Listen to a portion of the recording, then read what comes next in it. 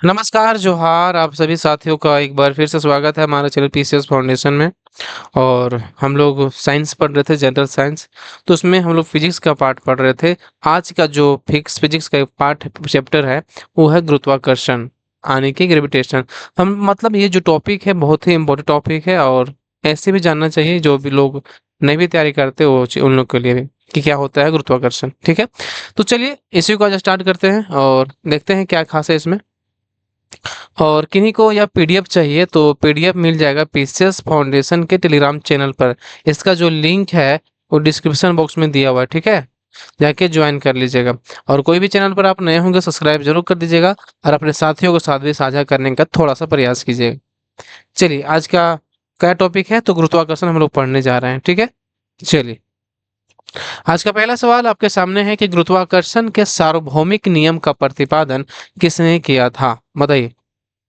सार्वभौमिक नियम का प्रतिपादन जो है तो न्यूटन ने किया था, गैलीलियो ने किया था, कोपरनिकस ने किया था या आइंस्टीन ने किया था। तो जो न्यूटन ये गुरुत्वाकर्षण का किया था प्रतिपादन, वो न्यूटन साहब ने किया था, ठीक है। चलिए अगला सवाल देखिए। सवाल है कि निम्नलिखित में से किसने न्यूटन से पूर्व ही बता दिया था कि सभी वस्तुएं पृथ्वी की ओर आकर्षित होती है। किसने पहले बता दिया था, तो बताइए आप लोग। तो न्यूटन से पहले बता दिया था, वो था कौन? को थे ब्रह्मगुप्त जी ने। ये न्यूटन से पहले ही बता दिया था कि सभी वस्तुएं जो है वो पृथ्वी की ओर आकर्षित होता है, ठीक है। चलिए, द्रव्यमान युक्त कोई भी दो पिंड, द्रव्यमान युक्त कोई भी दो पिंड एक दूसरे पर आकर्षण बल लगाते हैं, एक दूसरे पर आकर्षण बल लगाते हैं, तो क्या बोलते हैं उसको, बोलिए। तो उसको बोलते हैं ग्रेविटेशनल फोर्स, यानी गुरुत्वाकर्षण बल बोलते हैं, ठीक है। चलिए, यदि पृथ्वी का गुरुत्वाकर्षण कर्षण बल अचानक लुप्त हो जाता है तो निम्न में से कौन सा परिणाम सही होगा, बताइए। अचानक लुप्त हो गया तो क्या होगा, तो होगा ये कि वस्तु का भार जो है शून्य हो जाएगा, परंतु द्रव्यमान वही रहेगा। क्या होगा, परंतु द्रव्यमान जो है वही रहेगा, ठीक है। क्या हो जाएगा, वस्तु का भार मतलब शून्य हो गया, लेकिन द्रव्यमान क्या है, इतना बड़ा तो इतना ही बड़ा रहेगा ना भाई। चलिए, किसी पिंड के गुरुत्वीय क्षेत्र में किसी बिंदु पर स्थित एकांक द्रव्यमान वाले पिंड पर कार्यरत बल की मात्रा कहलाती है, बताइए।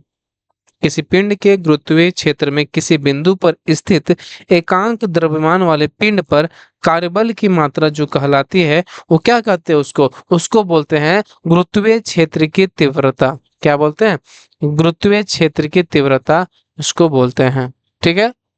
चलिए,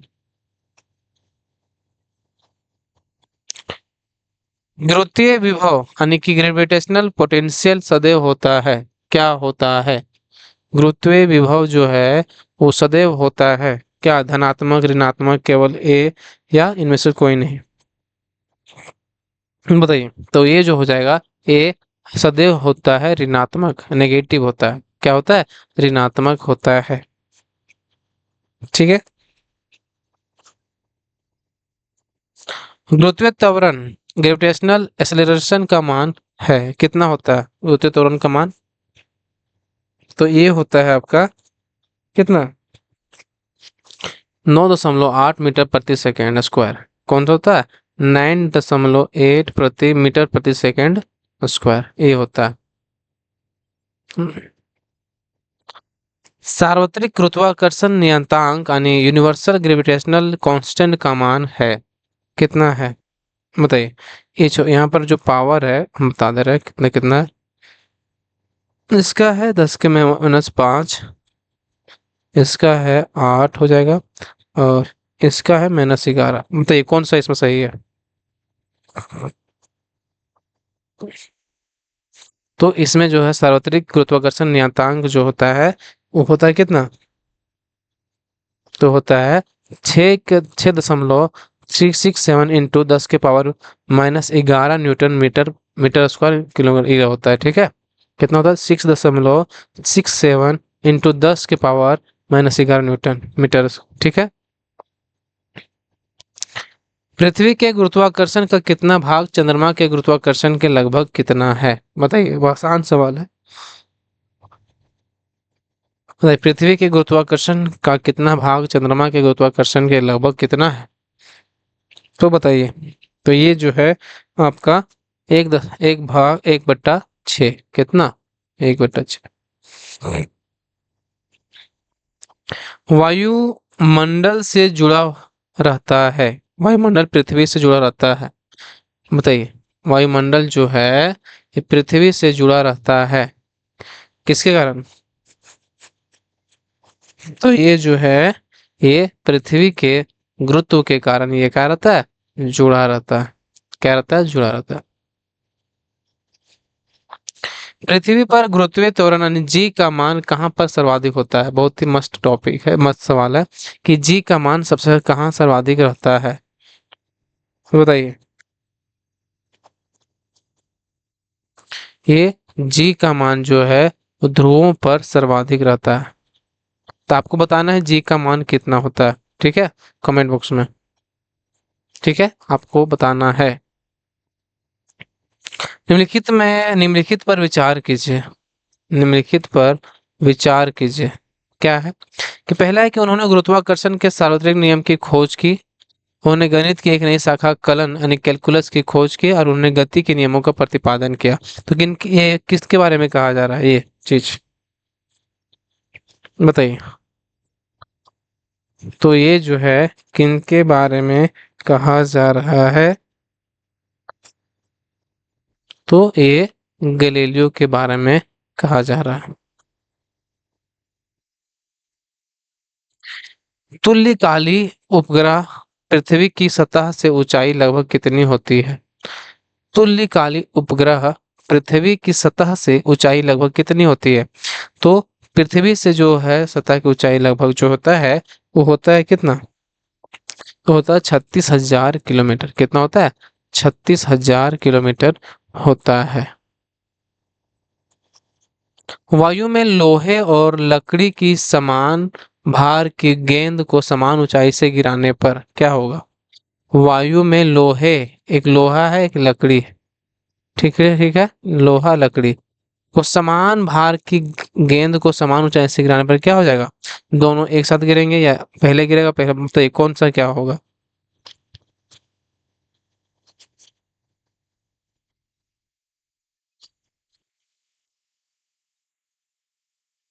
बताइए। तो ये जो है सबसे पे क्या है? लकड़ी की गेंद बाद में गिरेगी। क्या गिरेगी? लकड़ी की गेंद बाद में गिरेगी, यानी कि जो है लोहा पहले गिर जाएगा। अगर वही पूछता वैक्यूम में तो दोनों बराबर गिरता। पृथ्वी का पलायन वेग है कितना है? पृथ्वी का पलायन वेग कितना है?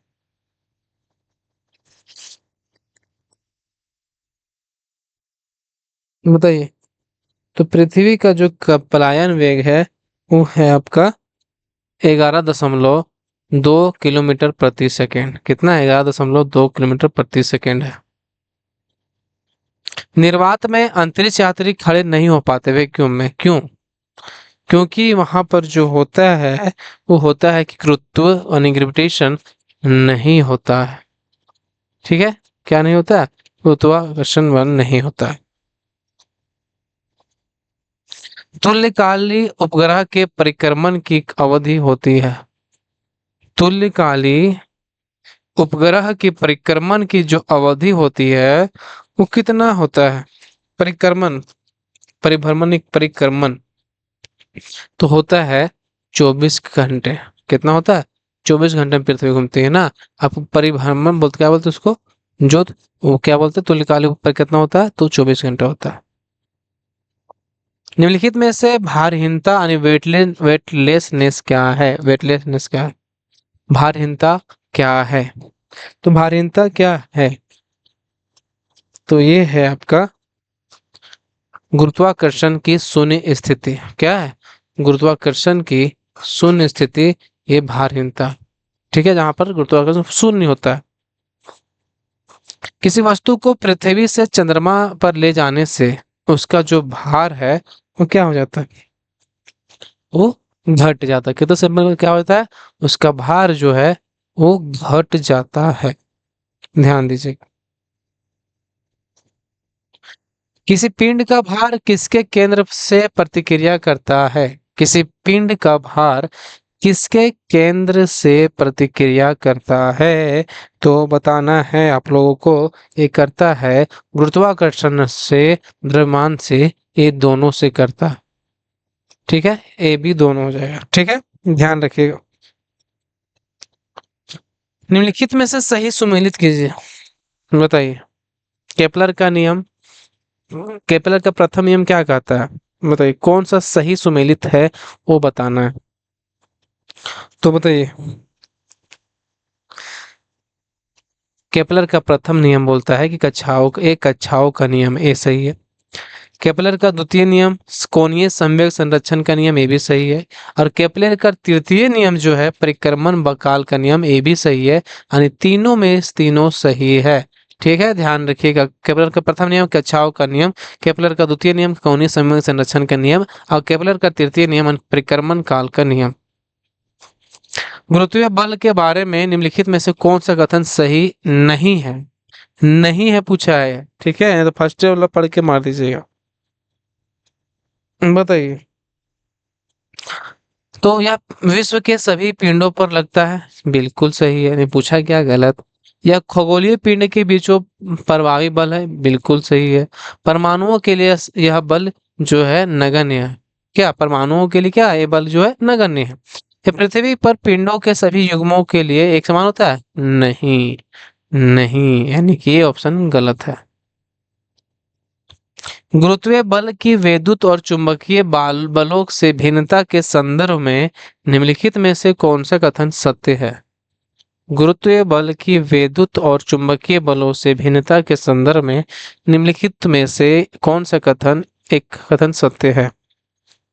तो ये जो है कथन सत्य पूछा है, तो हम सत्य बताते हैं कि गुरुत्वीय बल केवल आकर्षी होता है। गुरुत्वीय बल जो है क्या होता है? केवल जो है आकर्षी होता है। जबकि विद्युत और चुंबकीय बल आकर्षी और प्रतिकर्षी होते हैं। गुरुत्वीय बल केवल आकर्षी होता है, जबकि विद्युत तथा चुंबकीय बल आकर्षी और प्रतिकर्षी दोनों होते हैं।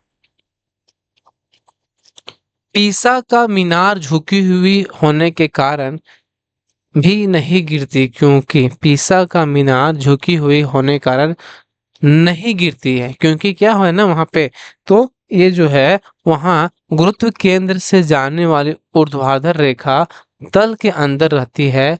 रेखा तल के अंदर है।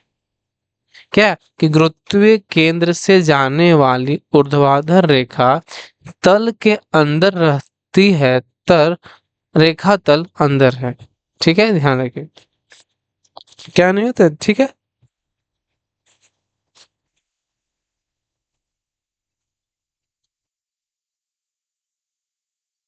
चलिए, रेखा तल के अंदर रहती है।